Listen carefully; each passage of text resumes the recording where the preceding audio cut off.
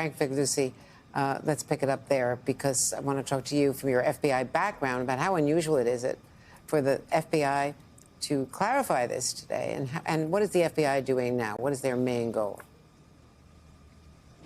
Yeah, we heard answers today that we were all looking for, and they were rather definitive, or at least as best as we're going to get at this time. And I have to tell you, in my 25 years of experience with the FBI, I'm trying unsuccessfully to recall a scenario where an FBI deputy assistant director flew in from headquarters in Washington to handle a field office press conference.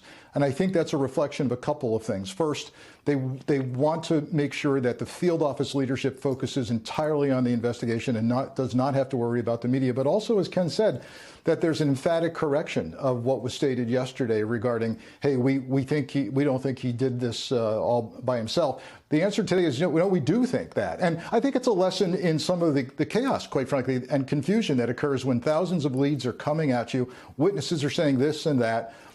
Video surveillance is not entirely clear about whether somebody was planting an IED or they were simply looking at a box on the ground. Now we know this is the subject planting two IEDs, but that's all. So we heard some interesting things today. And look, the focus now is on radicalization process. It happened rather quickly. If it's true that he says he joined ISIS as recently as just prior to this summer, we have the videotape of him as he's headed to New Orleans. And interestingly, what does he say?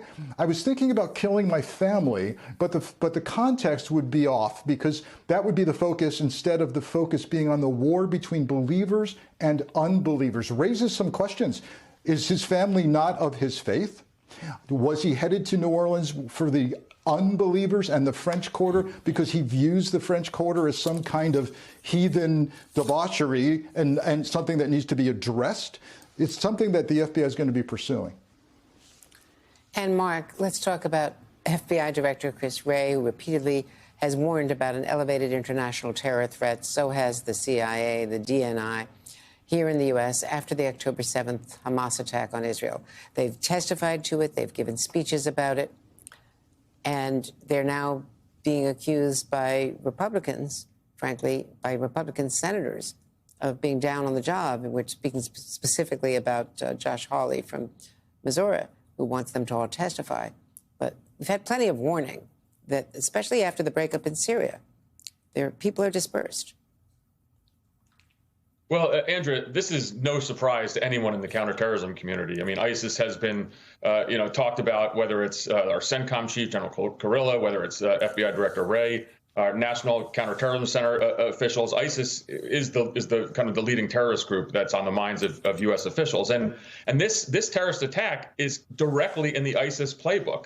I think there obviously was a sense of or a concern about public safety if there are other ISIS terrorist members on the loose yesterday. But in reality, this is an ISIS-inspired attack, and it's what they've been talking about in their online forums, in their propaganda since 2015. In fact, they've talked about using a vehicle as a weapon, that technique in conjunction with firearms, and that's exactly what occurred. And, interestingly, obviously we don't want there to be any threat to the citizens of New Orleans, particularly with all these these big events coming up. But in the counterterrorism world, this is really concerning, this idea of a lone wolf, because it's very hard to penetrate. There's no individuals going to terrorist training camps. There's no communications among cell members. There's no communications, in this case, it appears, back to ISIS members in the Middle East or in South Asia. So it's very difficult for law enforcement and the intelligence community to tackle this. And we had a long string of successes in the notion of detecting, deterring, disrupting,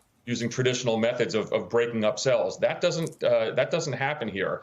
And I think that's something that really isn't going to be on the mind of counterterrorism officials, certainly in the days and weeks to come. Well, and we, of course, have the issue of, is this a lone wolf? Was it directed?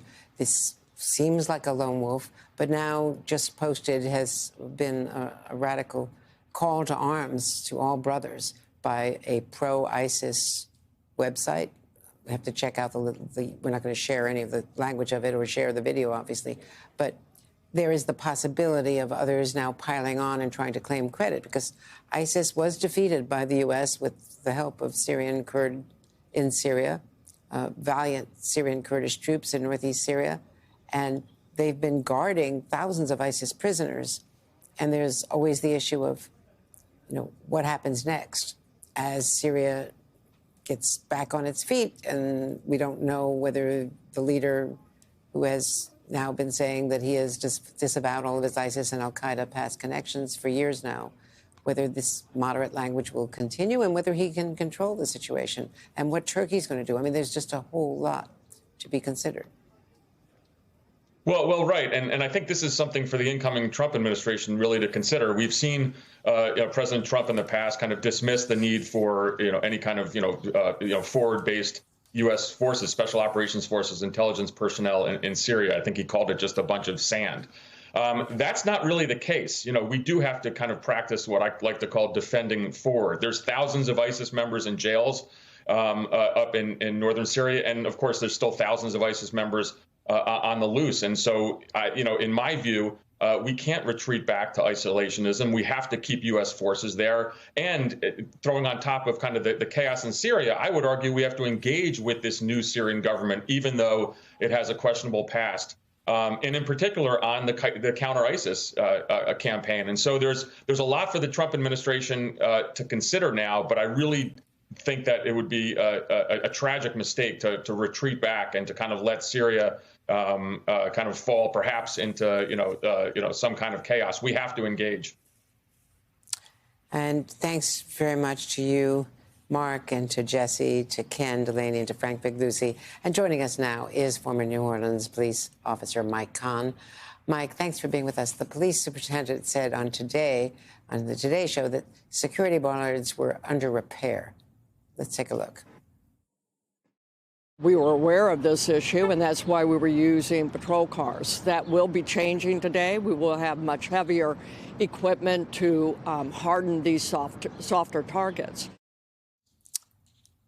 So, Mike, a patrol car is not a secure barrier, not a barricade. They use sanitation trucks in New York City whenever, the president-elect is at Trump Tower. A patrol car can easily be moved and broken through. I know from having participated in a State Department counterterror training exercise that I was able to hit the rear wheel. Sure, and we've had those axle. situations. And we've had those situations before, just like you're talking about training, where they train you to hit the last moving axle, and then you can push through that vehicle and continue to go through, especially if you have a heavier vehicle. So absolutely not. A vehicle like that is not in lieu of a sanitation vehicle with the back filled with sand, which we have used down here in the past. In this situation, for whatever reason, the regular bollards, which could still be driven around in this situation. I mean, the vehicle, the white truck, actually passed the police car, drove up into the median and the sidewalk, just skirting the street, and then turning, and after running over those people, then went down 2.5 blocks. So even with that, unless you have it from side to side, like you're talking about with sanitation vehicles with sand in the back, that's not in lieu of that. Mike, what do you think happened here? They said that they were trying to that they were planning to get everything repaired in time for the Super Bowl. But the Sugar Bowl is 80,000 people and lots of tourists. And there's also New Year's Eve. So why, if you're doing a repair, why wait for the Super Bowl? Well, sure, absolutely. And it was a bad time to have those repairs going on in the middle of the street, and really just in a dangerous manner for anyone who is going down there to have to deal with that, especially in a drunken capacity or anything, to have these massive street issues going on, and or not the ballots working properly. Your Sugar Bowl is just a test for the Super Bowl, and it's a dry run for the Super Bowl, and the NFL looks at that as well.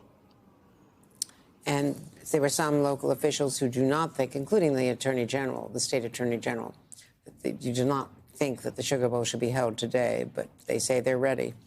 So everyone assumes they will be. I think that they're going to come in. You're going to find these streets being fortified with just that, with sanitation vehicles or with dump trucks filled with sand, blocking an ingress and an egress for a certain inner perimeter that'll be inside of the French Quarter. I think you'll see that on the side streets. You're talking about basically 4 streets going in 2 different directions, and then you're talking about 9 side streets going in 2 different directions, which can be secured from large vehicles. But this would, if there was someone else who still had the intent to do something on foot or on a motorcycle, they would still be able to get around that.